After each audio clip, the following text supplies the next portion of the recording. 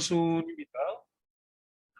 Tenemos un invitado hoy, Nicolás Clavijo Buriticá, el cual nos va a compartir una experiencia que me parece muy interesante.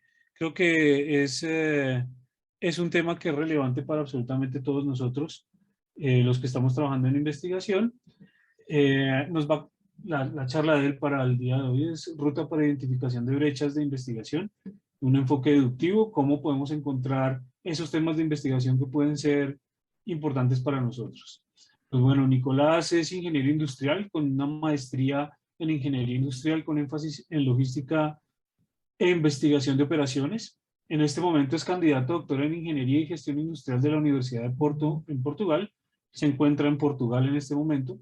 Su experiencia en industria se caracteriza por la ocupación de posiciones asociadas a gestión de operaciones en ingeniería, de procesos en el sector de manufactura y también tiene experiencia académica e investigativa de más de 12 años. Él ha trabajado en universidades públicas y privadas, particularmente en facultades de ingeniería y en ciencias de la administración. Sus intereses de investigación se concentran en el uso de optimización y machine learning, aprendizaje de máquina, en el contexto de las redes de suministro sostenibles, especialmente para encontrar diseños óptimos y resilientes que aseguren beneficios económicos, ambientales y sociales, que de una manera conjunta nos sirvan para el desarrollo de economías emergentes, como las nuestras. Actualmente tiene cerca de 9 publicaciones en revistas internacionales indexadas, 4 capítulos de libro y participaciones múltiples en eventos de divulgación científica en varios países de Latinoamérica y Europa, con lo que le doy la palabra a Nicolás y muchísimas gracias. Al final, bueno, ustedes pueden ir consignando sus preguntas en el chat y al final tendremos una sesión para responder las preguntas. Gracias, Nicolás. El tiempo es todo. Bueno, Carlos, muchas gracias por esta invitación. De verdad es bien interesante poder hablar sobre esta experiencia y pues, bueno, también gracias por esa presentación y esa introducción que hace. Pues bueno, un saludo grato pues para todas las personas que están acá conectadas. Desde luego espero hacer una presentación bastante conversada, bastante fácil sin entrar en algunos tecnicismos, pues que a veces es un error que uno comete. Pero digamos, espero que se lleven puesta la metodología que quiero compartir, dado que a mí me funcionó y me ha venido funcionando a lo largo de los últimos años. Una agenda, digamos que son 3 puntos muy específicos para esta charla. Voy a ir directo al grano con la ruta sugerida para hacer esa identificación de gaps, esa identificación de oportunidades, de brechas en la ruta investigativa. Y digamos que el discurso está también muy orientado a estudiantes de doctorado o también investigadores que ya tienen algo de experiencia. Y la idea es como dar un aporte precisamente para alivianar toda esa ruta y todo ese proceso de identificación de aquellos puntos de investigación que pueden ser relevantes en cada una de nuestras áreas. Digamos que para empezar, a lo largo de los 3 puntos que voy a tratar, voy directo al grano en el primer punto, en la ruta sugerida, luego voy por cada uno de los pasos con un ejemplo o con un ejemplo ilustrativo que en este caso pues va a ser a partir de mi propia investigación doctoral y finalmente pues como unos comentarios de cierre. Este es una charla que muestra algo más bien desde el punto de vista empírico muy funcional que permite identificar esas brechas de investigación. Comúnmente podemos estar acostumbrados a tener una gran cantidad de literatura asociada a temas de metodologías de la investigación, de métodos de investigación. Podemos estar inclusive asistiendo a seminarios de investigación, a algunos debates, algunos escenarios interesantes y a veces nos inundamos de esas múltiples metodologías, múltiples enfoques y en muchos casos necesitamos a veces, voy a usar la expresión salir del fango un poco y empezar a avanzar en el proceso de identificación de aquellos puntos en los que deseamos concentrarnos en nuestra carrera investigativa. Como les menciono, pues esta es una presentación pues, que va a estar acompañada por un ejemplo, ¿cierto? Entonces iré pasando por cada uno de los elementos a partir del ejemplo. Listo, entonces comenzamos y directamente, digamos, al grano. Como comentario de inicio, pues quiero establecer que evidentemente el proceso investigativo depende mucho de ese proceso humano, de ir tras las huellas de una serie de incógnitas, las huellas de un conocimiento, también ir detrás de la resolución de algunas dudas, pero a veces pues el escenario puede tornarse bastante complejo, dado que en la medida que nos vamos adentrando en los múltiples temas, en los múltiples conceptos que queremos abordar, a veces podemos estar como el perro persiguiéndose en la cola detrás de buscar una respuesta que a veces nos gustaría que fuera un poco más inmediata. Y para eso pues sirve este tipo de estructuras metodológicas y este tipo de rutas que en este caso tienen que partir desde una teorización, una conceptualización, ¿cierto? Digamos, como es el primer paso de identificar esos conceptos clave que me van a permitir definir claramente en qué campo realmente estoy trabajando y en cuál realmente no. Digamos que esto puede pasar inclusive con algunos colegas de estudio de doctorado. Al principio, cuando nos hacemos la pregunta de ¿en qué estás investigando? ¿En qué estás trabajando? Digamos que la respuesta puede ser sumamente larga, pueden haber múltiples conceptos encontrados, múltiples temas o aplicaciones, confusión, ¿cierto? Y a lo largo del tiempo uno empieza a identificar que cuando la respuesta de los colegas y la respuesta de uno mismo, cuando responden que está investigando, cada vez es más corta, cada vez es más precisa. Y al final uno en una línea, en dos líneas, puede describir cuál es tu tema de investigación o en qué realmente estás investigando. En contraste, al principio uno cuenta toda una gran historia para poder explicar en qué realmente está. Y eso es digamos, un síntoma que podemos tener todos cuando emprendemos un proceso investigativo, ya sea doctoral o ya sea en el marco de un trabajo con un laboratorio, una universidad o un grupo de investigación. Entonces, para poder hablar con propiedad de esto, pues el enfoque conceptual es muy importante. Luego, cuando estos conceptos en los cuales nos estamos moviendo, digamos, esas sombrillas teóricas en las cuales sabemos que estamos cobijados, están claras, ¿cierto? Podemos entrar a hacer una revisión muy global, ¿cierto? Que sería como el segundo paso en esta propuesta metodología, una revisión muy general, muy global, de qué es lo que está pasando en ese campo de conocimiento, en ese tipo de prácticas, en ese tipo de temas que nos inquietan, ¿no es cierto? Y posteriormente podemos entrar cada vez en detalle. A esto, digamos, es lo que podemos empezar a mencionar, que hay un enfoque de lo general hacia lo particular, ¿cierto? Y ahí hay, digamos que preguntas que se generan entre líneas y es si el comportamiento general de ese campo de estudio y de esa área de investigación se está moviendo a lo largo del tiempo de la misma manera que los temas específicos a los cuales queremos atender. Pues bien, ese tipo de respuestas las iremos viendo soportadas, digamos, en los datos y en los análisis de la información. Solo después del proceso de identificar o de hacer una búsqueda específica podemos hacer aquello que podemos encontrar en muchas investigaciones doctorales, muchas investigaciones de grupos y demás, y es esa revisión sistemática de la literatura, como esa estructura que nos permite hablar con un poco más de rigurosidad sobre ese proceso investigativo de lo que están manifestando otros, ¿cierto? O lo que están manifestando instituciones, otros investigadores, otros grupos, ¿cierto? Y que está reportado en literatura. Bien. Luego, en un quinto paso, ya cuando estamos en el detalle, podemos estar en un nivel de confianza, ¿cierto? recuerdo que, o quiero recordar o hacer énfasis que este proceso es un proceso muy humano. Entonces, al principio podemos tener un gran nivel de incertidumbre y con esa incertidumbre pueden venir algunos temores, algunas imprecisiones, ¿bien? Pero en la medida que el proceso va avanzando, ganamos certeza y nos permite movernos con mayor facilidad y con mayor comodidad para poder identificar aquellos vacíos, ¿cierto? Ese es el quinto paso. Y finalmente viene un proceso de toma de decisión.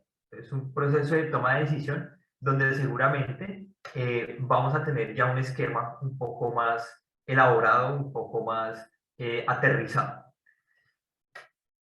Bien, por esa razón digamos que esta ruta empírica que yo he seguido, que me ha funcionado, que puede estar inclusive inspirada en varios referentes, pueden haber muchas cosas acá mezcladas, a los que les gusta trabajar en investigación acá lo pueden ver.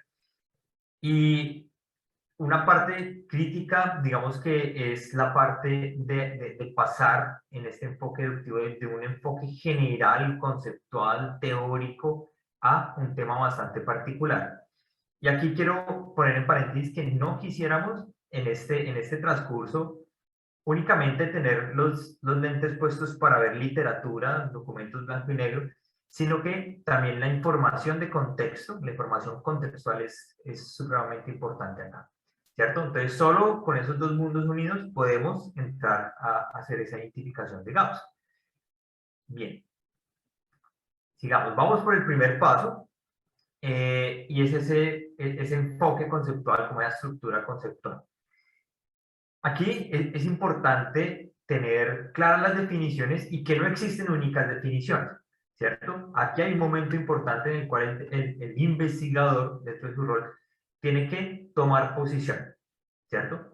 Entonces va a tener una posición y esto puede estar orientado por la corriente de trabajo que tenga su grupo, la corriente de trabajo como hayan venido, su formación académica, su información en sus seminarios, y también el tipo de persona que puede ser, el tipo de investigador, el perfil de investigador que pueda ser.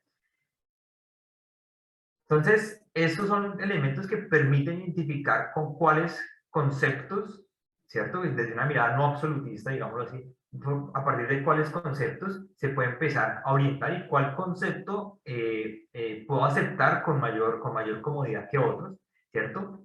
Sin quizás caer en el error en pensar que el concepto que hemos tomado es el único y el único válido. No, hay que dejar, digamos, esas puertas siempre abiertas desde el punto de vista conceptual. Por ejemplo, en mi caso, quiero ya empezar a hablar, y me disculparán hablar tanto en primera persona en las siguientes slides. En mi caso y en el tema de investigación, yo seleccioné un tema que para Latinoamérica y para muchas economías emergentes puede ser importante, y es el tema agrícola, el tema de la producción agrícola, ¿cierto? En donde pueden haber problemáticas que en otros contextos puede que no sean tan comunes, pero que en contextos de economías emergentes pueden generar una relevancia y donde pueden haber oportunidades de investigación que son supremamente interesantes y que son valiosas para las poblaciones, para las comunidades, para el medio ambiente, para la industria y para los gobiernos. Entonces, aquí vamos a un tema sobre que nos enmarca sobre la importancia de lo regional. Lo repito, no voy a entrar en tecnicismos ni en mucho detalle acá, sino que acá identifico a partir de la información de contexto que hay problemas en materia de logística y de temas de gestión y administración de redes de suministro, en este caso, especialmente para productos alimenticios o lo que conocemos como agrocadenas, que son problemáticas que se evidencian con mayor nivel de significancia en economías emergentes y en contextos regionales. Cuestiones que no ocurren precisamente en países que pueden ser grandes potencias y que han pasado o que ya han recorrido una milla abordando ese tipo de problemáticas y que lo hicieron seguramente en los 80s, en los 90s, inclusive antes, pero que hoy en día, pues la información de contexto nos pone en una situación en la cual emergen nuevos retos y nuevas oportunidades. ¿cierto? Y eso hay que decantarlo hasta que podamos establecer un tema de investigación propicio al cual nos quisiéramos dedicar. Entonces, dentro de estas características problemáticas, ¿no es cierto? Pueden haber un millón de posibilidades a las cuales como investigador nos quisiéramos enfocar, ¿cierto? Pero digamos que siempre está la incertidumbre si vamos a seleccionar un camino correcto o no. Entonces, digamos que acá empezamos con el tema de investigación. Ahora, puede que tengamos una experiencia previa. O sea, seguramente el proceso investigativo, como lo mencionamos previamente o como lo mencioné previamente, no parte de precisamente, bueno, pueden haber casos, pero no necesariamente es lo que te digan que tienes que investigar, sino que nosotros mismos como personas tenemos un conjunto de saberes, de conceptos, de teorías, de prácticas, un tema experiencial que nos genera un gran conjunto de sospechas que se convierten en unas preguntas que queremos resolver, ¿cierto? Ese es un sentimiento innato del investigador, ¿cierto? Y muchas veces cuando este tipo de preguntas se atienden desde el punto de vista ya formal de la investigación, pues pueden haber algunos milestones, algunos hitos, ¿cierto? Dentro de nuestra carrera investigativa y académica que pueden, digamos, acortarnos el camino en la identificación de gaps y oportunidades, ¿cierto? En el caso propio, en el caso ejemplo, digamos que habían una serie de experiencias previas, ¿cierto? Que demostraban en años pasados que habían unos temas que tocaba resolver y que eso finalmente se atendían de manera parcial a partir de un conjunto de investigaciones que terminaron de manera exitosa, ¿cierto? Desde un punto de vista muy preliminar y que como conclusión de las investigaciones que fueron pues colocadas en algunas revistas de investigación y en algunos otros escenarios donde hay debate sobre esto, pues resulta que como conclusión se abren nuevos gaps, ¿cierto? Se abren nuevas oportunidades de trabajo. Digamos que ese puede ser un punto cero. Ahora, quisiera aclarar que no necesariamente un investigador en una etapa temprana obligatoriamente debe tener un artículo publicado o un texto publicado o haber, digamos, tocado algunos escenarios como conferencias de comunidades académicas específicas, sino que pues, puede seguir una ruta. Claro está que si ya tiene este tipo de resultados, digamos que puede ser un poco más fácil o más llevadero, ¿sí? La claridad sobre los temas en los cuales se van a trabajar. Digamos, en el caso de la investigación propia, digamos que habían temas muy parecidos, habían conceptos muy parecidos para temas asociados a cadenas de suministro, asociados a agilidad, a flexibilidad, robustez y resiliencia. Y habían solo unos en específico a los cuales a mí me interesaban, a mí como investigador me interesaban, y que esto también estaba soportado por, digamos, un conjunto de hallazgos en una literatura previa que se ha revisado sin ningún tipo de sistematización, sin ningún tipo de proceso estructurado, sino que había unas sospechas y había un interés propio sobre temas asociados a riesgo en cadenas agroalimentarias. Y ahí empezamos como a generar esa globalidad, esas generalidades. ¿Listo? Cuando ya como investigador siento que hay unos puntos a los cuales me quiero dedicar y que aún sé que hay un universo de posibilidades ahí, ahí podemos empezar con un proceso de revisión exhaustiva, una revisión muy gruesa de lo que hay, una revisión muy gruesa de la literatura, ¿cierto? Y posteriormente pasar a un punto de búsqueda más específico basado en los temas claves, ¿cierto? Para esto es necesario antes haber reconocido cuál es el esquema desde el punto de vista teórico-conceptual que está cobijando estos temas en los cuales se desea investigar. Por ejemplo, responder esta pregunta es súper importante. ¿En dónde está ubicado ese campo de estudio al cual yo me estoy dedicando, me quiero dedicar? ¿Listo? Entonces, de manera muy detallada, para el caso ilustrativo, estamos hablando de redes agroalimentarias que tengan una característica específica, y es que sean resilientes, que sean resistentes. ¿Listo? Y posteriormente respondernos si ese campo de estudio tiene, digamos, un punto específico que sea también de interés para una comunidad que quiere poner en práctica este tipo de temas, ¿cierto? Comunidades de diverso tipo, comunidades que aplican eso en industria o también comunidades académicas y científicas. Entonces, reconocer los grados de pertenencia que hay de los temas específicos, ¿cierto? Entonces, nos puede llevar sobre un recorrido bien interesante. Por ejemplo, en este caso, hay una teoría global que se llama la gestión de la cadena de suministro, que cobija, digamos, algunos factores asociados a las actividades de gerencia sobre aquellos actores de una cadena de suministro que permiten que todos y cada uno de nosotros tengamos productos, servicios, entre otros. Y de manera muy específica va a haber un pequeño subgrupo que se dedica a analizar únicamente los elementos de riesgo, la gestión del riesgo en esos sistemas. Y dentro de esta gestión del riesgo puede haber un subelemento que es la resiliencia, como una condición asociada al riesgo. Y ahora, esto en un campo específico, en un sector específico, ¿cierto? Viene esa condición de resiliencia dentro de cadenas agroalimentarias. No todas las cadenas, sino únicamente las agroalimentarias, especialmente para algunas economías de tipo emergente, que es donde genera un gran interés. Entonces, ¿qué nos dice la información reportada en literatura acerca de estos temas? Entonces, acá voy a marcar dos puntos claves. Primero, cómo ha evolucionado, por ejemplo, la publicación de artículos de investigación en uno de los grandes temas globales, que acá lo vamos a llamar como la revisión exhaustiva, como la revisión global. Y empezamos a ver que después del 2000 se empieza a incrementar el número de publicaciones que hay sobre este tema.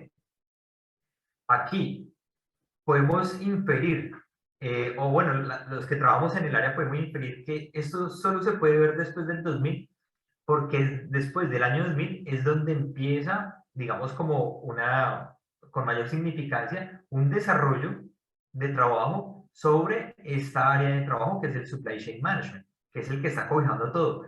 Antes del 2000 no se hablaba de esto de una manera, digamos que masificada en el mundo a nivel global. Solo después del 2000 salen las primeras, o bueno, las primeras definiciones formales de lo que es el Supply Chain Management, y por esa razón vemos que hay un crecimiento a partir del año 2000, no antes. Ahora, ¿qué puede ocurrir? Que en el punto específico, en el análisis específico del tema de investigación en el cual uno está trabajando, pueden ocurrir dos cosas: que las publicaciones crezcan en la misma medida o que tengan un pico y después tengan un declive, o que simplemente sean muy constantes. Entonces ahí habría que analizar ese comportamiento. Para este caso, digamos que el comportamiento también marca una tendencia de crecimiento, digamos que podría ser ligeramente explicado por el crecimiento del tema padre, digámoslo así, o del tema global, ¿cierto? Y eso, digamos que nos ayuda a mencionar de que acerca de el tema específico de investigación puede ser un tema de interés, puede ser un tema prominente, ¿cierto? Un tema prometedor. ¿Listo? Pero faltan más elementos para darle soporte a ese argumento. Entonces vamos a avanzar. Entonces, dentro de la estructura de revisión, ¿cierto? Podemos tener dos partes importantes. Primero, que ya lo mencioné, hay una revisión exhaustiva con un tema global que es riesgo en la cadena de suministro. Luego, una revisión específica bajo un subelemento del riesgo, que es la resiliencia en sistemas agroalimentarios o en redes de suministro agroalimentarias. Y por otro lado, unas métricas de interés globales, ¿cierto? Como autores, cuáles son los autores que se mueven en estas líneas, las suscitaciones, las fuentes en donde está siendo publicado esto, cuáles son las tendencias, las afiliaciones, los países que pueden estar trabajando en estos temas. Y aquí poder encontrar como resultado o como outcome de esta primera sección, que la voy a denominar análisis bibliométrico, encontrar un análisis descriptivo, ¿cierto? De una visión, como el big picture de este tema de investigación. Y luego, a partir de los hallazgos de la revisión específica, entrar a hacer una revisión de literatura sistemática, ¿cierto? Que nos permite encontrar, ¿cierto? A partir de diferentes corrientes de literatura, ¿cierto? Corrientes de estos diferentes streams, nos podemos mover para poder identificar con mayor nivel de precisión conceptos, enfoques de modelamiento, los gaps, los retos, las oportunidades, entre otros. ¿Y cómo puede desplegarse esto? Hay varias maneras de desarrollar este tipo de revisiones de literatura de tipo sistemática. Una de ellas, y por las cuales yo me enfoqué, fue el procedimiento denominado PRISM, ¿cierto? Entonces, con Prisma, entonces arranca un proceso de identificación, luego viene un proceso en donde se puede hacer una revisión general de documentos, entran unos criterios de exclusión de documentos. Por ejemplo, para mi caso arranqué con 330 documentos, después de haber definido una ecuación de búsqueda a partir de las diversas bases de datos, y posteriormente va un proceso de elegibilidad, un proceso de elección, donde aquí es muy importante poder definir cuál conjunto de artículos o de contribuciones o manuscritos van a ser parte de mi revisión central y cuáles definitivamente he decidido abandonar o dejarlos de lado, ¿cierto? Y aquí es importante poder definir cuáles son esos criterios de rechazo. Y los criterios de rechazo van a soportar la rigurosidad de mi proceso de búsqueda de literatura. Por ejemplo, yo pasé de tener 330 documentos a tener 40 documentos. Muy bien. Ahora, dentro de este proceso, yo tomé como esqueleto Prisma, y al final tiene un proceso que llama un proceso de metaanálisis, ¿cierto? El MA al final del Prisma es el metaanálisis, que podría ser un poco más fácil para investigaciones de tipo clínico, algunos tipos de estudios de tipo longitudinal, entre otros, donde los resultados de diferentes hallazgos pueden ser comparados entre sí, ¿cierto? En este caso, mi interés no era eso, por eso la metodología la paré en la parte de elegibilidad, ¿cierto? Para poder dar los siguientes pasos.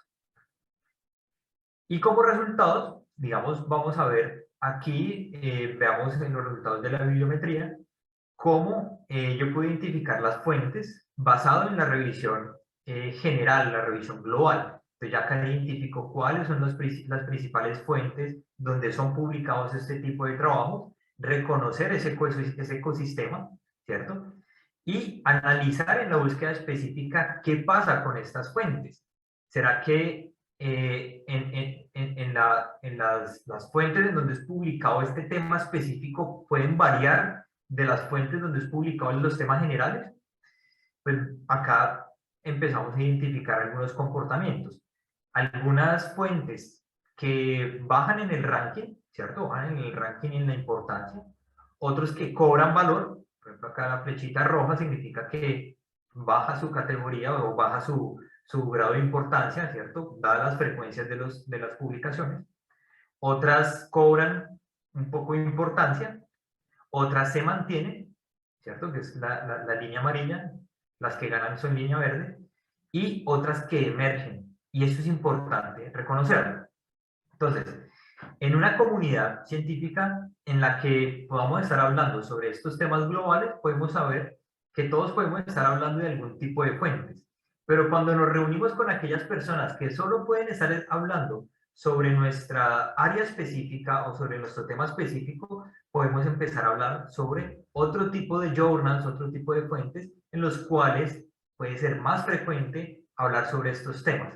Y es que porque seguramente estamos incluyendo elementos nuevos, ¿cierto? Que esa especificidad nos abre la puerta para otro tipo de revistas o para otro tipo de journals, otro tipo de escenarios, digámoslo así. Y esto es común que pase en este tipo de comunidades.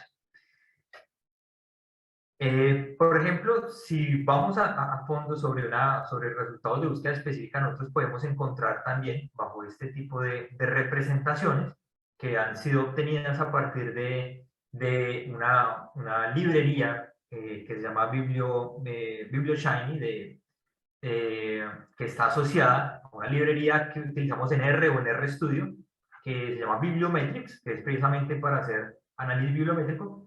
Podemos hacer este tipo de análisis en donde vamos a encontrar, por ejemplo, en este caso, me interesa encontrar cuáles son los autores que tienen una mayor volumen de publicaciones en unas áreas específicas y saber principalmente en qué áreas están trabajando ellos o cuáles son sus principales intereses. Y ahí podemos encontrar también un paso adelante en el conocimiento de la comunidad científica en el área. Entonces ya sabemos qué tipo de autores van sobre una rama más orientada hacia la gestión, otros más orientados a una rama de ciencias computacionales aplicadas, otra rama que va más sobre temas ambientales, ¿cierto? Y otros sobre ciencias sociales. Y pues bueno, como complemento, pues uno podría identificar de qué países, inclusive de qué instituciones pueden venir.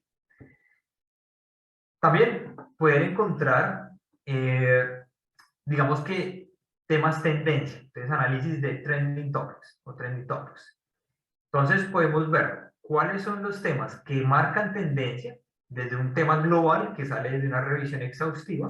En este caso, por ejemplo, el tema que en este punto yo estoy investigando está en esta área específica, ¿cierto? Entonces acá está claramente identificada que las sospechas que yo al principio tenía, que decía, oiga, este tema en la comunidad de riesgo en cadena de suministro, creo que se está empezando a hablar un poco más de esto y cada vez con mayor profundidad, y hay un mayor interés de la comunidad en esto. Entonces, el análisis bibliométrico me permite confirmar esta afirmación, ¿cierto? Y en lo específico también. Entonces veamos que acá yo estoy viendo este conjunto de datos que se asocia a mis premisas iniciales, y eso se marcó como tendencia para el año 2019, ¿cierto? Y también para el año 2019, que fueron los años en los cuales yo inicié a hacer estos estudios, también identifiqué que los temas asociados a temas agroalimentarios, agricultura, tomas de decisiones, desarrollo sostenible, entre otros, están marcados dentro de este análisis de tendencia, temas tendencia.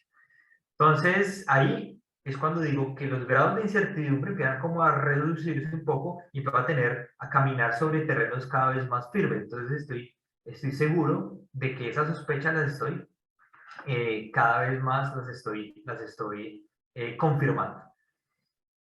Listo. A partir, digamos, de los hallazgos de esa revisión de literatura, puedo identificar también, a partir de la revisión exhaustiva en temas de riesgo en la cadena, recordemos que riesgo es el tema padre, digámoslo así, identifiqué cuáles son los temas específicos que se asociaban al tema específico que yo quería investigar, o que estaba empezando a investigar. Identifiqué, acá los coloqué en un recuadro, que estos temas resultaban ser aproximadamente como el 40% del tema más investigado en esta área, ¿cierto? Y que este tema, a su vez, podía subdividirse en mi investigación ya más específica, que resulta de la búsqueda específica, valga la redundancia, y discúlpenme ser tan repetitivo, en un nuevo universo cada vez más específico. O sea, estamos como el dilema de la escala acá, estamos en una escala menor, en donde podemos ver una nueva cantidad de temas que pueden ser promisorios para trabajar. Ahora, se ve sumamente interesante a los ojos del investigador. Eso puede marcar dos momentos: un momento de preocupación, porque entre más va a fondo, se identifica que hay muchas más cosas que hay que hacer. Pero, por otro lado, digamos que está el mensaje de tranquilidad para el investigador, sabiendo que no necesariamente en su proceso de investigación, en su proceso doctoral o en su proceso en el grupo de investigación en el que esté, no necesariamente tiene que abordarlos todos.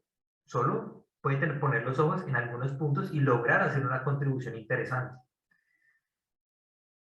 Cuando esas cosas se reconocen, podemos entrar a desarrollar una revisión de literatura sistemática, que como les mencioné, pues se ha trazado a partir del esquema Prisma, ¿cierto? Y que para en el punto de elegibilidad, porque hacer el desarrollo del metaanálisis en este campo de estudio no era de mi interés. Allí esa revisión de literatura orientada o manejada por tres corrientes de literatura, llamémoslo así, o tres áreas temáticas muy importantes dentro de lo específico, porque digamos que vamos como en un enfoque embudo, arrancamos con algo muy grueso y ya cada vez le estamos dando más forma para entrar a tomar decisiones de manera muy particulares y a tener hallazgos muy específicos en los gaps. Aquí se marcan tres gaps y voy a pasar rápidamente por cada uno de ellos, ¿cierto? Viendo también cómo es el big picture en cada uno de ellos. El primero es temas asociados a resiliencia en agrocadenas. El segundo sobre economía familiar campesina. Y el tercero sobre temas de analítica en cadenas de suministro, que era un tercer elemento que cobraba bastante relevancia en mi caso.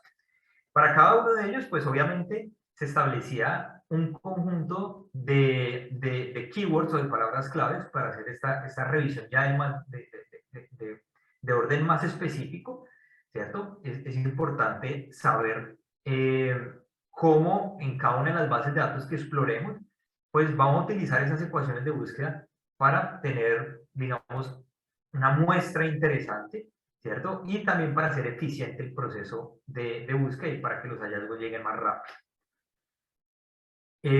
Dentro de esos, digamos, hallazgos, el punto cero en esa revisión sistemática es tratar de preguntarnos, bueno, yo no necesito hacer una revisión de absolutamente todo, porque precisamente ya hay autores que han hecho revisiones. Ya han habido antiguas revisiones de literatura que han sido publicadas y es interesante pasar por cada una de ellas, ¿cierto? Entonces, en este caso, yo traté de identificar cuáles de las revisiones tuvieron o reconocieron formalmente que fue una revisión sistemática, cuáles de ellas hacen revisión bibliométrica, hacen un análisis bibliométrico, cuáles de ellas hablan de oportunidades y retos, y la última columna es sobre el tema específico que a mí me interesa, ¿sí? Y es la revisión asociada a redes agroalimentarias y la resiliencia en las redes agroalimentarias. Y encontré cuáles son aquellos que más me estaban generando valor a esta ruta investigativa. ¿Listo? Listo, ese era el punto cero. Y ya después sí pasaba por cada uno de los streams de literatura o de las vertientes de literatura o las corrientes de literatura, analizando cómo evolucionan a lo largo de los años en las publicaciones de los elementos, qué tipo de documentos son los que se están publicando acá. Acá vemos mayormente artículos, otros conference papers, entre otros. Cuáles son los autores, el top de autores que están trabajando en estos temas. Entonces ya uno empieza a reconocer de lecturas previas quiénes están allí con mayor cantidad de documentos, ¿cierto? Y especialmente cuáles son aquellas áreas o esas grandes temáticas, áreas temáticas que están tratando este tema, ¿cierto? Entonces, en principio, por mi formación pensaba que esto era solo o temas de ingeniería y temas de ciencias de la decisión, pero me empiezo a dar cuenta que empiezan a haber algunos otros intereses en donde pues hay una gran diversidad de áreas interesadas acá. Entonces, también verificaba cuáles son las principales afiliaciones, las universidades que estaban trabajando esto. Los documentos también por cada uno de los territorios, ¿cierto? Cuáles son los países top en esos temas. Y importante marcar, digamos, el país en el cual uno está trabajando, está focalizando, o el conjunto de países en los cuales uno está focalizando la investigación, ¿cierto? Entonces también ver cómo es ese comportamiento ahí. Y reconfirmar que para lo que en mucho tiempo fue interesante para algunos países potencia, en ciertos temas, en este caso en agricultura, ahora con nuevos actores en el juego, ahora son interesantes para países y economías en vías de desarrollo. Bueno, este proceso lo repetí para cada una de las corrientes de literatura identificadas. Voy a pasar esto rápidamente. Ya más o menos voy como en 40 minutos de presentación. Y quiero ir ya a la parte final, en donde después de tener todos estos datos, esto es simplemente repetir lo mismo en cada una de las corrientes de literatura, paso a la identificación de gaps. ¿Listo? Entonces ya, listo. Hemos pasado por un conjunto de documentos, los 40 documentos que decidí leer de una manera minuciosa, identificar esas oportunidades, identificar todo el conjunto de retos, ¿cierto? Pues como resultado, ¿qué sale? Sale un universo de gaps, sale una gran cantidad de hallazgos, pero vamos a ver cómo se pueden identificar. Dado que, pues, hay una gran diversidad de temas, lo que traté de hacer es combinar dos mundos. Entonces, combinar el tema de cómo habían diferentes tipos de contribuciones publicadas, ¿cierto? Y cómo el conjunto teórico y el conjunto de estructura conceptual que hablábamos en el paso 1 me permitió después establecer acá un mapa mental que permite clasificar, hacer una pequeña taxonomía para poder ubicar los diferentes artículos encontrados, los diferentes hallazgos de la literatura en cada uno de estos subelementos. Entonces, empecé a hacer, digamos, como el análisis individual por cada subrama o por cada una de las ramas. Por ejemplo, si el estudio fue hipotético, fue conceptual o si fue aplicado. Para mí era importante esto, porque quería analizar qué tanto de esto fue que solo existía en casos hipotéticos o que realmente han sido investigaciones en campo en algunas cadenas de suministro específicas. Y empezaba a asignarles como unos datos de proporcionalidad a cada uno de ellos, unos porcentajes. A partir de la perspectiva de analítica, que era un tema importante, también asigné los respectivos porcentajes, los tipos de decisiones, estos ya son temas muy específicos, en los cuales no van a encontrar detalle, y donde identificaba a lo largo del análisis numérico y de porcentajes, donde identificaba cosas de interés. Por ejemplo, acá yo identificaba que temas combinados, es decir, que tocaban ambos tópicos acá, había solo un 10%, o sea, que si eran solo estratégicos eran un 87%, si eran solo temas tácticos un 2.5%, pero de manera combinada había un 10%, lo cual me empezó a generar algunas otras inquietudes, y eso es alimento para el investigador y la conjunto de inquietudes. Estaba muy enfocado sobre el tipo de modelamiento que se llevaba a cabo, era mi interés que tenía, porque evidentemente el programa doctoral al cual yo estoy suscrito es un programa doctoral asociado a ingeniería, y digamos que el tema del modelamiento numérico me interesaba. Por eso generé una subdivisión acá. Ahora, como era un tema de resiliencia, también donde ocurrían algunos puntos de riesgo, también lo identifiqué y continué con todo el análisis y posteriormente marqué aquellos puntos en donde podía haber alguna oportunidad y donde la información de contexto o los contextos económicos en los cuales quería impactar con la investigación podrían tener también un gran interés. Entonces, a partir de ahí, digamos que el embudo del que les hablaba se va haciendo cada vez más chico en la parte inferior. ¿Listo? Y marqué también algunos puntos interesantes, ¿cierto? Digamos que este análisis tiene un conjunto de tablas detrás de todo esto que me permitió también identificar dónde habían aquellos vacíos, dónde habían algunos faltantes y que consideraba que eran importantes, y eso era justificado también a partir desde digamos, como el aprendizaje desde los temas conceptuales y desde los temas metodológicos posteriores. Y ya traer esto a blanco y negro, ¿cierto? Digamos que esos puntos específicos a partir de cuáles eran esos enunciados que eran expresados muy puntualmente en los diferentes papers donde identifiqué esto es clave y con esto le voy a dar la fortaleza necesaria para los diferentes gaps.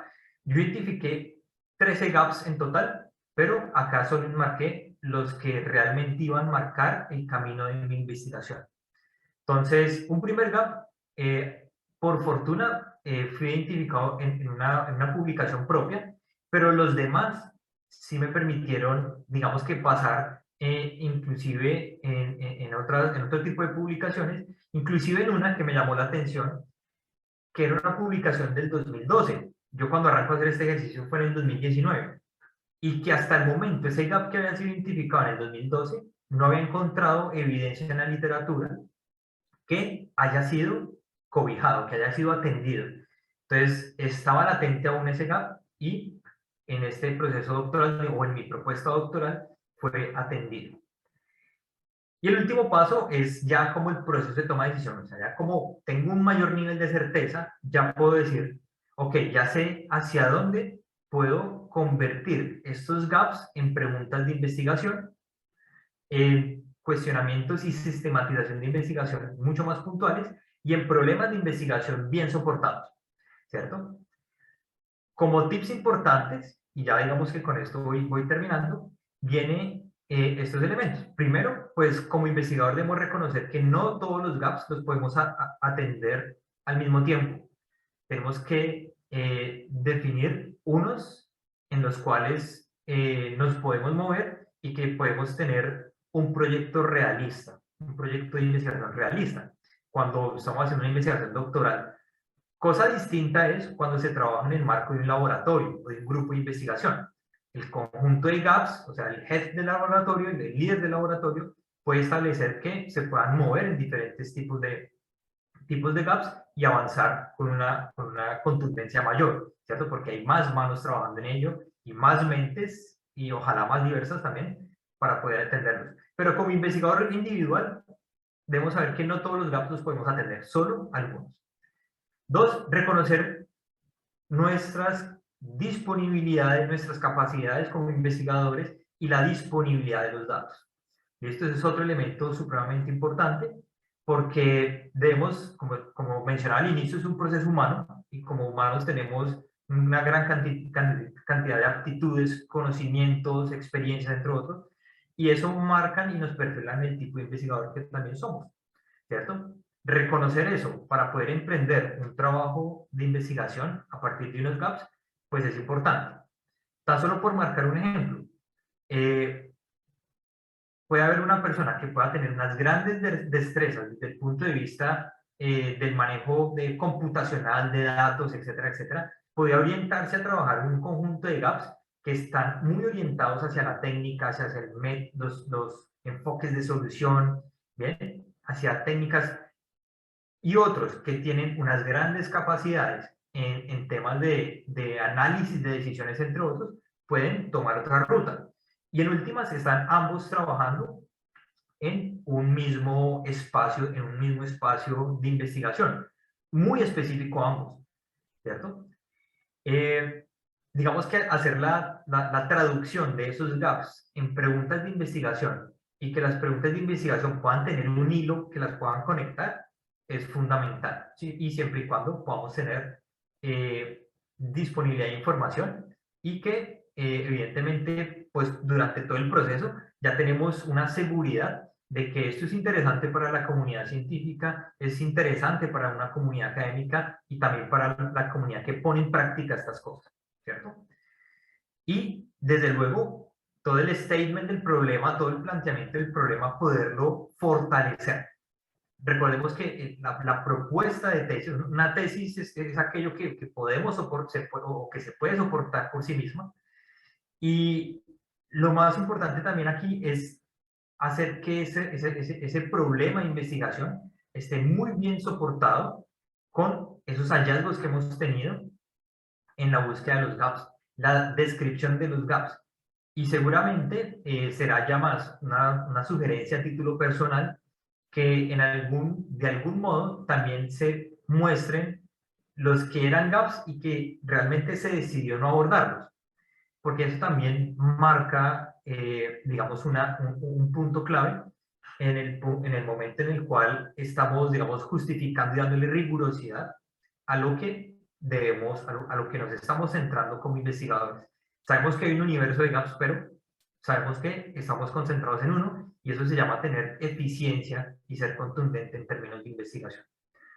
Bueno, espero haya podido ilustrar de cierta manera, sin haber caído mucho en algunos tecnicismos, a poder ilustrar la metodología propuesta. Es muy empírica realmente, es funcional, es para llevarse la apuesta, es para utilizarla, necesita, digamos, que un mínimo esfuerzo en el manejo de herramientas. Y pues bueno, con esto doy, digamos que por terminado esta presentación, aproximadamente 50 minutos. Muchas gracias. Y si hay un tipo de pregunta, por favor, bienvenida. Pues muchísimas gracias, Nicolás. Mientras llegan las preguntas por el chat, yo sí quiero hacer algunas preguntitas. ¿Por qué? ¿Cómo llegó a Prisma? ¿Cómo llegó a esa metodología? Esa metodología no es tan vieja, digamos. No hay tanta literatura con respecto a búsquedas sistemáticas en mi experiencia. ¿Cómo llegó ahí? Bueno, para ser totalmente honesto, en esto, cuando empecé a hacer como ese autodiagnóstico de como investigador, qué tan preparado estaba para hacer un proceso de revisión de literatura que no me inundara en documentos y que ojalá no me tuviera demasiado tiempo viendo cientos de frentes a donde me podía dirigir. Empecé a hacer como una búsqueda de las diferentes estrategias, ¿cierto? La lectura de diferentes artículos de investigación, digamos que también me permite encontrar varias metodologías, no necesariamente solo Prisma, sino que otras metodologías propuestas para hacer revisión de sistemática de literatura. Y encuentro gran afinidad con Prisma precisamente por el tema estructural que establece, ¿cierto? Si bien es cierto, es curioso porque Prisma, como lo menciona, no es que tenga una gran cantidad de años, como muchas teorías de metodología de investigación pueden tener. Es un tipo de revisión de literatura sistemática muy utilizada en ciencias sociales, también en medicina, y me llamó la atención, digamos, que estaba alineado al proceso que yo quería desarrollar, ¿cierto? Que al haber adoptado Prisma, o un prisma cortado, yo digo que es un prisma cortado porque no hice la parte de metaanálisis. Yo creo que fue una decisión acertada, aunque quizás si hubiera tomado también otra decisión de haber seguido otra revisión de literatura, de pronto hubiera llegado al mismo punto, pero fue un tema más de comodidad, de estructura, ¿cierto? Esa estructura me permitió pasar de una revisión demasiado general y global, establecer preguntas articuladoras de mi revisión, establecer los criterios de aceptación y rechazo de documentos, y eso al mismo tiempo generaba en mi cerebro un proceso que hacía como reducir la incertidumbre que tenía con tanta diversidad de temas. Y al explorar también esta literatura, pues, realmente intenté en algunos casos hacer algo de metaanálisis, pero después me di cuenta que realmente no valía la pena hacerlo en este proceso investigativo por el tipo de resultados que se veían en las investigaciones previas que había investigado. Tenemos una pregunta de Manuel de Jesús Flores, que Sí. nos pregunta que en el procedimiento de Prisma del paso 2, ¿qué criterios utilizó para seleccionar los 40 artículos de 330? Ah, perfecto. Entonces, me voy a volver a ese slide. Me permiten, yo me voy a devolver a ese slide un momentico. Mientras Nicolás se devuelve, recuerden que sus preguntas las pueden hacer en el chat.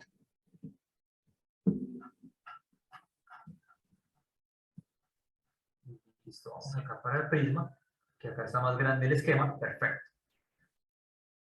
Listo, en la parte 2. Ah, listo. Muy bien. Entonces, dentro del proceso que abordaba entonces, ¿qué hice? Había algo que había identificado, digamos que en la revisión muy general de los, de los streams de literatura, ¿cierto? Había identificado que había una gran cantidad de literatura, especialmente hablando sobre un concepto de resiliencia que no estaba alineado con el framework inicial que yo había establecido. Entonces, definiciones de resiliencia hay muchas, ¿cierto? Pero la definición de resiliencia que había adoptado para poder hacer en específico trabajo sobre cadenas de suministro, contempladas ellas como un sistema complejo adaptativo, digamos que estaba más cerca de un conjunto de definiciones. Entonces, aquel conjunto de papers que no se asociaba a ese tipo de concepto de resiliencia que estaba abordando, para ser más concreto, habían conceptos de resiliencia muy hacia lo humano y no tanto hacia el tema de sistemas. Entonces, todo el que estaba muy hacia lo humano lo rechazaba. Y Nicolás, eso, y eso utilizando palabras clave? ¿O claro, cómo? entonces ella me soporte en las ecuaciones de búsqueda. Bueno, de pronto acá no están, digamos, tan del todo desarrollado porque eso estas son las iniciales, eso es con lo que uno inicia, pero en la medida que uno va avanzando en el proceso, uno altera la ecuación de búsqueda.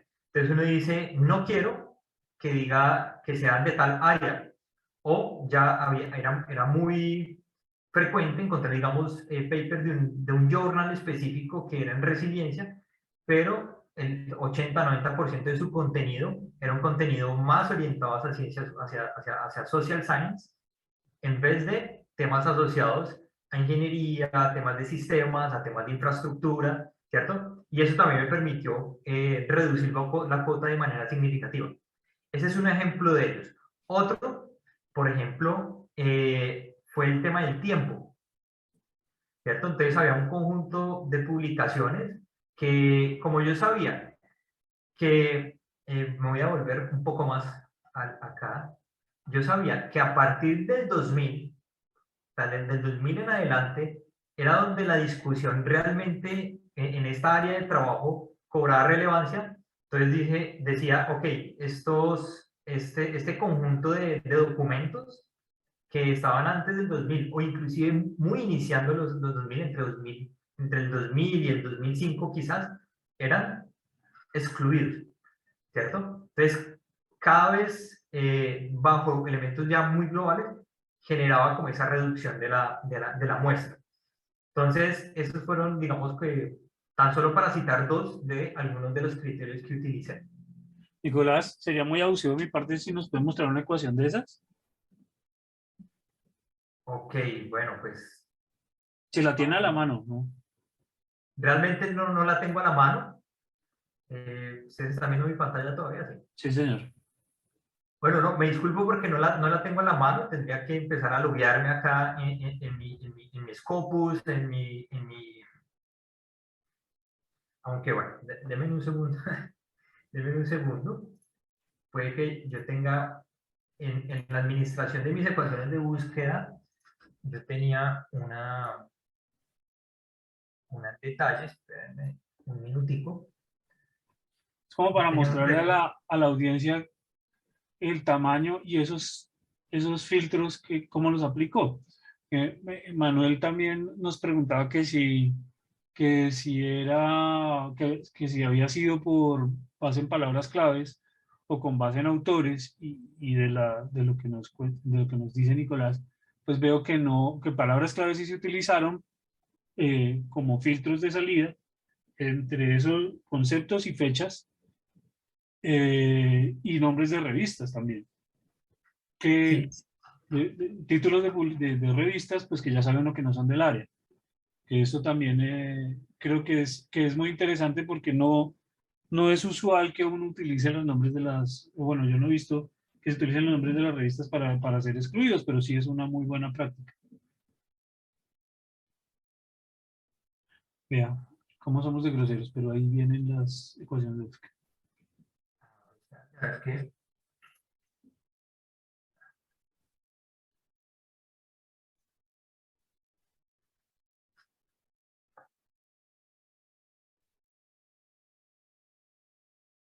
Disculpen, yo estoy acá buscando esas ecuaciones de búsqueda.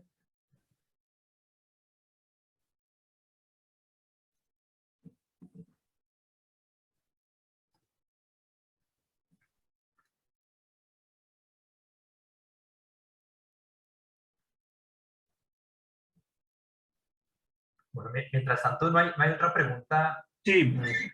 Qué herramientas, porque mostró un montón de herramientas, Nicolás?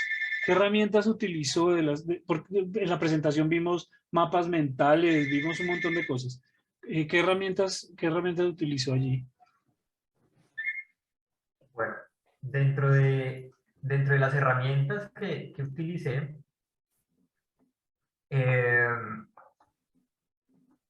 entonces utilicé pues la búsqueda en bases de datos y las herramientas que por sí vienen acá para poder hacer diagramas, esquemas, entre otros, ¿sí? Entonces, utilicé software específico para hacer el análisis bibliométrico. Entonces, utilizando RStudio, utilicé una librería que se llama Bibliometrics, ¿cierto? Y entre Bibliometrics, digamos que hay un subelemento que nos permite hacer como todas las gráficas, cruzar información, entre otros. Se llama BiblioShiny. Entonces, esos tres, digamos que fueron de gran ayuda para hacer el análisis bibliométrico. También utilicé mapas mentales precisamente para poder hacer, digamos, una clasificación. Utilicé tablas de presencia-ausencia, en donde en las columnas, con simples Excel, en donde en las columnas podía identificar qué elementos estaban presentes en un manuscrito y qué elementos no, ¿cierto? Al principio eran unos y ceros, al finalmente la suma de unos y ceros también me podía mostrar o darme, digamos, un panorama de lo que podría haber o no. ¿Qué otro tipo de herramientas? Y como fuentes de información de literatura, Scopus mencionó. Sí, sí, digamos que principalmente utilicé Scopus, utilicé el buscador de Scopus, utilicé otros también en paralelo, también pues utilicé, pues, yo creo que todos utilizamos Google Scholar, utilicé Web of Science, utilicé también mi Mendeley, también tenía algunas otras cosas allí. También verificaban inclusive las áreas en las cuales las revistas de interés estaban indexadas, en qué áreas específicas, a qué cuartiles pertenecían, utilizando pues búsquedas en Shimago del tipo de las revistas. Springer, también utilicé, Taylor and Francis, algunos libros y capítulos de libros y algunas revistas que pertenecen a este tipo de editoriales. Digamos que sí, ese fue, digamos, el conjunto digamos que de bases de datos y de herramientas donde, digamos, está el origen de ¿Y estas cómo hizo para temáticas. manejar los duplicados de información? Para eliminar duplicados, por ejemplo, dentro de la administración de referencias, digamos que me muevo entre Mendeley, Zotero, entre Mendeley y Zotero. Y digamos el proceso más rápido es utilizar dentro de esos administradores de referencias las alternativas de eliminar duplicados. Es cuestión de segundos prácticamente. Digamos que un reto en esto es que, por ejemplo, para poder aterrizar a hacer los análisis bibliométricos, digamos que la estructura de los datos no debe tener información faltante, por ejemplo. Eso es importante mencionarlo, que no haya información faltante en cada uno de los ítems para cada manuscrito, por ejemplo, el volumen, la revista, el volumen, Todos los el número, metadatos. el año, todos los metadatos, exacto, que no hayan faltantes, porque si existen todos esos faltantes, inmediatamente te marca un error y no vamos a poder hacer todas las visualizaciones que realmente nos ayudan muchísimo en estas identificaciones. El tema del Visual Analytics, o sea, la visualización de los datos, de las grados de importancia de las tendencias, los diferentes clústeres, digamos que además de aterrizar los gaps, también le dan a uno como investigador un buen dominio de, digamos, a dónde pertenece cada cosa y cómo se están moviendo cada uno de los tópicos que es de interés de uno, y digamos que cortar de raíz, pensar que un tema específico solo pertenece a un área de conocimiento, sino que uno empieza a identificar muchas más cosas, los conocimientos de fronteras y entre fronteras en áreas de conocimiento. Nicolás, yo vi que usted hizo bueno, nos presentó claramente una especie de taxonomía en donde tiene las áreas y sí, las áreas de conocimiento, y eso también en subáreas o subtipos, que cuando usted lo presenta parece que estuviera súper claro. ¿Eso lo tenía tan claro al principio o fue parte también del proceso de revisión tener como hacer esa taxonomía de este es un grupo y está subdividido en este y esta es una partecita de este otro, o eso ya lo sabía por su conocimiento del área de conocimiento específica que estaba buscando? Bueno, esa pregunta me gusta porque eso me permite hablar de algo. Y un enfoque al cual estamos muy familiarizados es hacer lo que conocemos el Problem Driven Research, o sea, hacer investigación basada en el problema. Y el problema, digamos que el problema de investigación, digamos que se ubica en unas áreas temáticas específicas. Por ejemplo, acá lo que yo estoy mostrando es que sabía que el tema podía pertenecer acá a una gran área en específico y que eso podía tener unos subelementos allí que ya por teoría y por literatura están claros, ¿cierto? Sin embargo, hay otro cuento de la historia en el cual nosotros podemos hacer algo que se denomina el Data Driven Research, es decir, la investigación orientada por los datos y la investigación orientada por los hallazgos.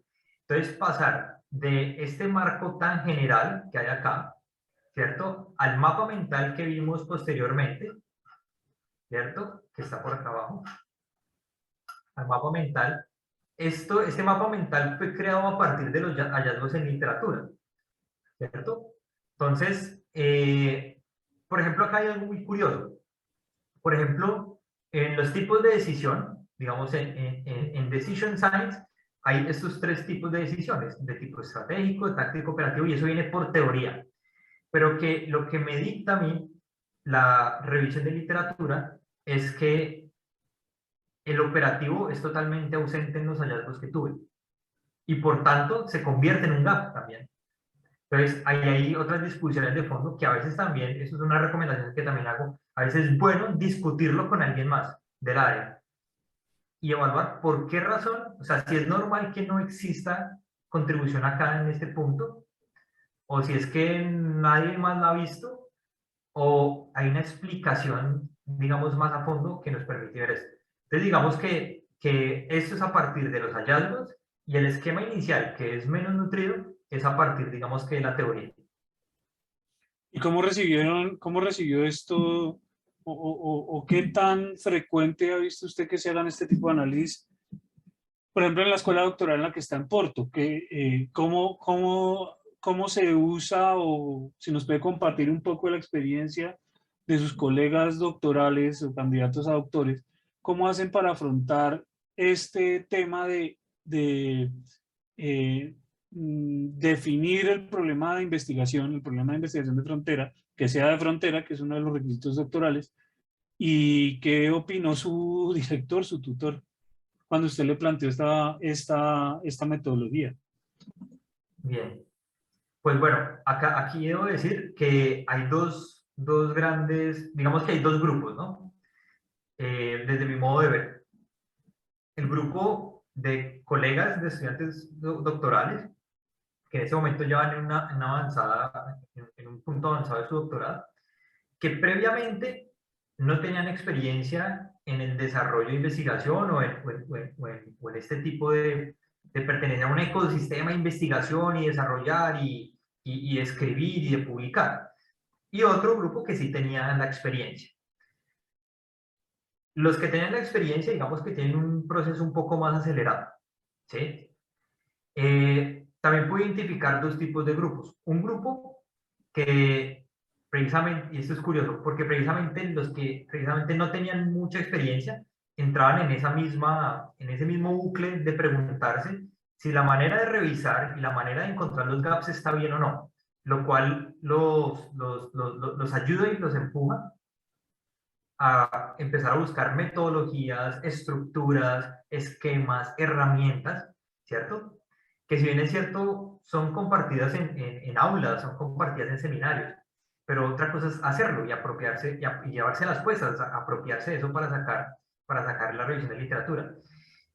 Y eso digamos que y otros que como les mencioné es bien curioso, muchos que ya tenían alguna experiencia van directo a a la revisión sistemática de la literatura o a la revisión de literatura de una. Entonces, empezar a revisar papers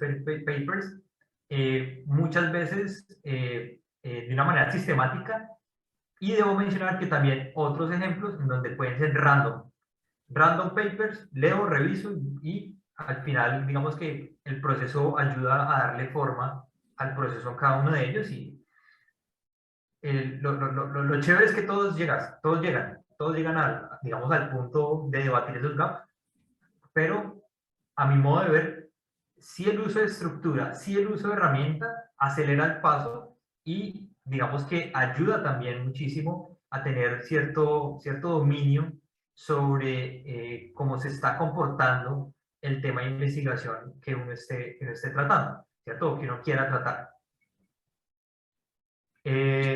¿Cómo lo vieron tanto los profesores como las maestras? Digamos que satisfactorio, digamos que un proceso satisfactorio.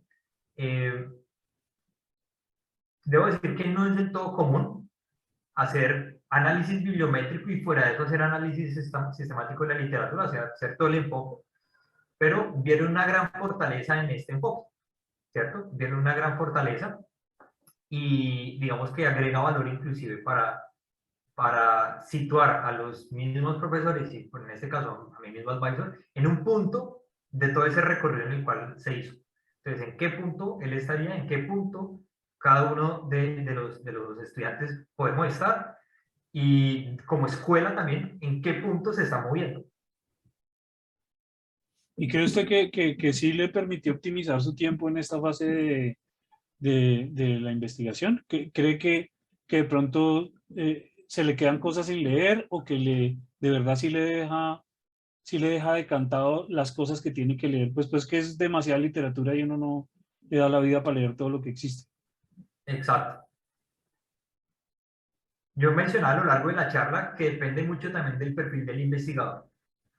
Yo soy un perfil de investigador que encuentro constantemente documentos muy interesantes que quisiera leer, pero a la vez me hace disperso.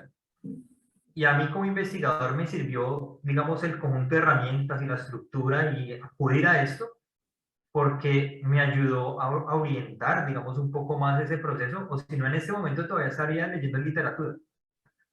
Todavía estaría revisando cosas y teniendo un montón de apuntes sin decantar realmente hasta qué punto quería llegar y qué definitivamente iba a abordar. Entonces, la respuesta es sí, se ayudó muchísimo, muchísimo, aceleró muchísimo el proceso. Bien. Y nos dice Manuel que considera que es una metodología para identificar oportunidades de investigación, que anteriormente habíamos utilizado el método científico. Por supuesto, todo está basado, claro, en evidencia, en método científico, en los hallazgos, ¿no? Entonces, digamos que este es un proceso detallado, empírico, práctico, funcional. Su enfoque va de lo general a lo particular, pues lo mencionamos sobre deductivo. Y yo creo que en últimas es un apoyo, no es una única fórmula, es cierto, no es una única fórmula. Y en últimas, digamos que sí, o sea, aporta muchísimo y permite tener, digamos, un conocimiento en lo que uno debería, digamos, centralizarse, sin olvidar todo el universo de cosas que hay, ¿cierto? Por eso al final hacia esos tips.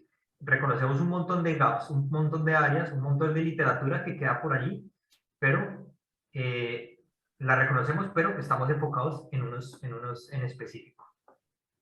Bueno, y no me puedo despedir sin hacerle una pregunta de latinoamericano en Europa haciendo investigación. Adelante, adelante, sí. Que si en este momento del conocimiento, el uso de herramientas, ¿ve alguna diferencia de verdad significativa en la forma en que se está haciendo investigación en Latinoamérica comparado con cómo se está haciendo en Europa?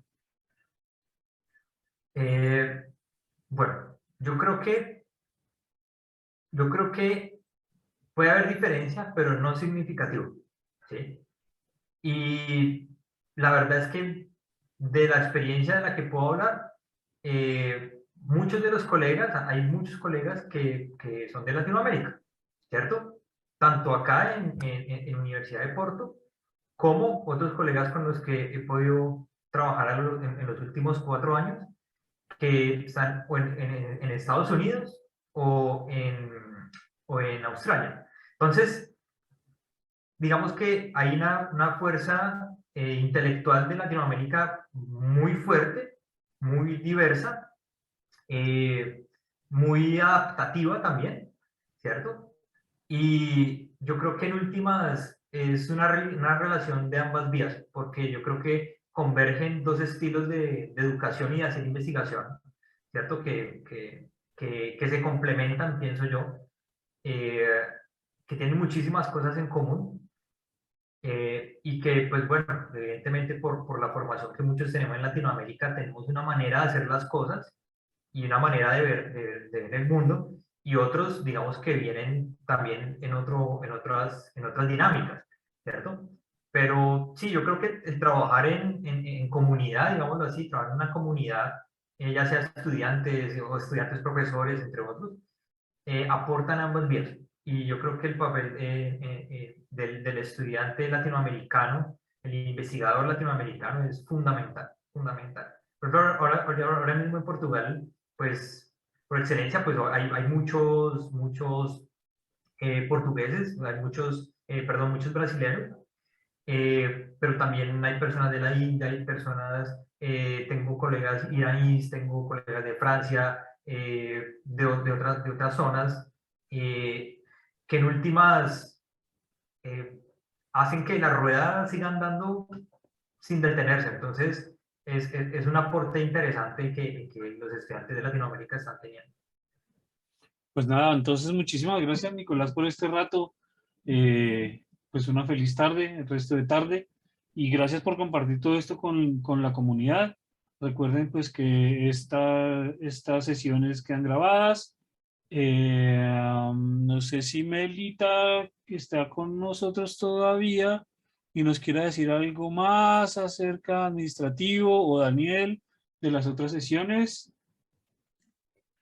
Simplemente recordarles que esta sesión queda grabada, va a estar disponible dentro del hub que ustedes ya conocen, y las indicaciones para generar su constancia van a recibirlas por correo electrónico. Muchas gracias. Gracias, Daniel, por todo el soporte técnico aquí en esto que estamos aprendiendo, que son la nueva forma de interacción con Zoom, que a veces cuesta un poquito de trabajo, pero bueno, ahí vamos aprendiendo todos. Nicolás, mil gracias otra vez. De verdad, creo que ha sido una experiencia bien interesante el uso de las herramientas de información. En un caso específico, creo que es de mucha valía para las personas que tienen acceso a esta información y que quedan en el canal del Servidor Latinoamérica en YouTube. Bueno, no, a ustedes muchísimas gracias. Un abrazo enorme para todos. Y pues bueno, como siempre un placer. Esto también ha sido una gran oportunidad para mí. Muchas gracias. Bien, bien. Feliz tarde entonces, feliz mañana para todos. Feliz tarde. Chao, chao. Hasta luego.